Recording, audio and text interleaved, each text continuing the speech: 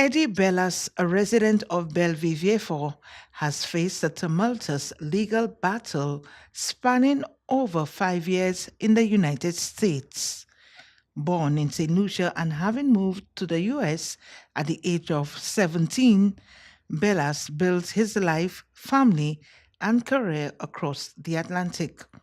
However, recent events have dramatically altered his trajectory, culminating in his deportation to St. Lucia in May 2024. His life took a sharp turn on December 17, 2024, when law enforcement officials issued a summons for him to appear in a New York court. According to Bellas, the situation escalated when he questioned his arrest, leading law enforcement officers to respond aggressively. He recounts that officers became heavy handed, resulting in him being beaten, hospitalized, and subsequently detained in detention centers.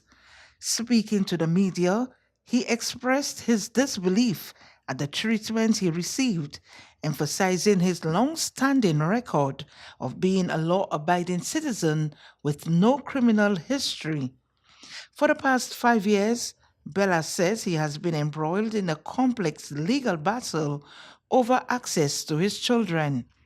Despite his efforts in family courts, he was ultimately deported. We arrived at 4 a.m. in the morning, and there I was in cuffs and chains, and they asked one of the authorities from St. Lucia to sign off on the document before the handcuff was taken out of my hands and all of the chains. And then I think somebody came onto the plane, did that, and then I was able to come out and then into the interview room. And what I found surprising when I got into the interview room, the young lady that was interviewing me, she asked me, "Mr. Bellis, where is your travel documents? Where's my passport?" I said, "I just came from the plane. I thought you had my travel documents." And thereby I realized that the way that ICE was moving was in a very furtive and very mendacious way. He recalled a situation from June 17, 2023, where he described the harrowing experience of his deportation. I have no criminal record, and I am no threat to society. I've never been. The only weapon I carry is my guitar. You understand me?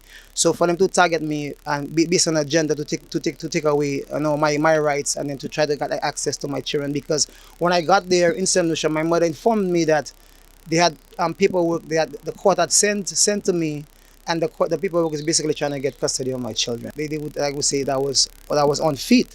But when I questioned them as to why they trying to try to instill certain things into my child, they had no answers for my questions. Bellas claims that his refusal to vaccinate his children and his belief in herbal remedies played a role in his deportation. I would like the hands of the Lord to do what is right and to give me back my offsprings. I don't have to step a foot into America again. I've served my time. From the time I left St. Lucia, I never wanted to be in America in the first place. It was my father's decision and my mother. Like I said, I was a minor.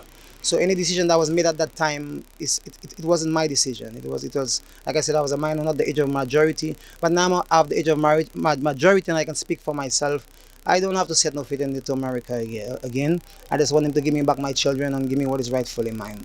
Despite the setback, Bellas remains resolute.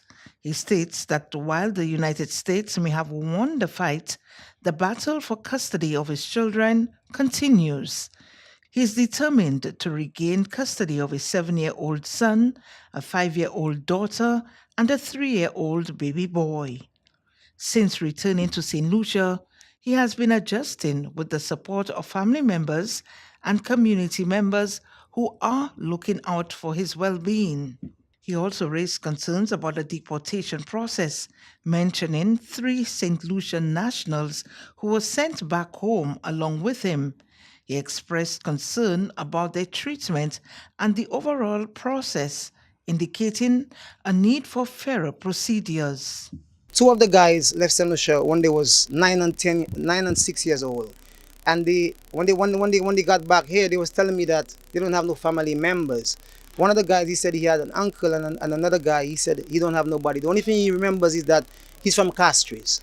So when we was leaving, after the interview, the officers came to me, "Mr. Bellis, Mr. Bellis." I said, "What's going on?" They said, we have a situation here. Can you take that guy with you? And I was like, is there any kind of incentives or kind of programs for people that are returning? And how do we integrate these people back into society?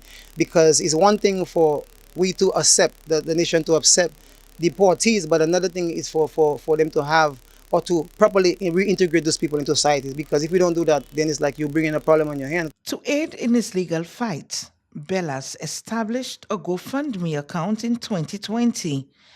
The funds raised have supported his legal battles and efforts to regain custody of his children. The campaign remains active, with Bellas appealing for continued support from the community as well as well wishers who believe in his cause. Cecil Actil, MBC Prime.